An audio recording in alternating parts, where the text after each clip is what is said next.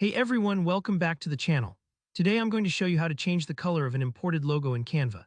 A little trick that can totally transform how your designs look and help you stay perfectly on brand, even if your original logo isn't in the color you want. By the end of this video, you'll know exactly how to recolor your logo, step by step, using Canva's built-in features. No need for complicated software or advanced design skills. Let's dive right in. First things first, you'll want to import your logo into Canva. This means uploading your logo file, whether it's a PNG or a JPG, directly into your Canva design workspace. If you haven't done this before, it's as easy as clicking Upload Files on the left panel and choosing the file from your computer. I recommend using a PNG file if you have one, especially if your logo has a transparent background, since that'll blend better with your design. But don't worry if you only have a JPG, this process will still work. Once your logo is uploaded, go ahead and click on it to add it to your canvas. Then make sure it's selected by clicking directly on the logo image itself. You'll notice a little toolbar pops up above or near the image when you do this. This selection step is important because Canva's tools and effects are only visible when the image is actively selected. If you click away and can't find the editing options, just click the logo again. Now, with your logo selected, look for the Edit Photo button in that top bar and go ahead and click on it. This opens up Canva's suite of photo editing tools.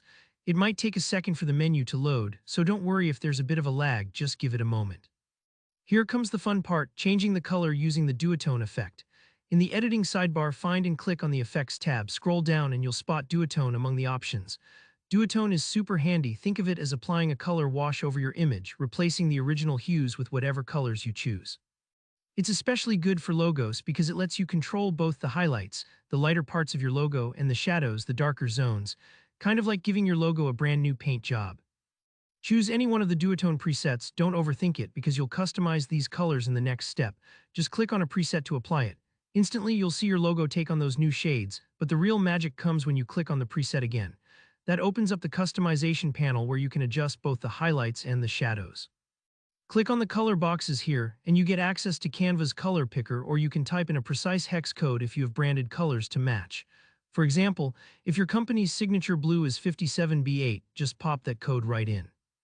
As you experiment with the highlights and shadows settings, take your time and see how different choices affect the look. If your logo is mostly one color, changing just the highlights might do the trick. For multicolored or complex logos, try tuning both for more harmony. Don't worry if it's not perfect on your first try, you can always click undo or start over. And that's it. Changing the color of an imported logo in Canva is really that straightforward, but it adds a ton of flexibility to your workflow. If you found this tutorial helpful, be sure to hit the like button. It lets me know you want more content like this. If you have any questions or ran into snags anywhere, just drop a comment below and I'll be happy to help. And of course, don't forget to subscribe for more easy design tips and Canva tutorials. Thanks for watching and have fun customizing your logos.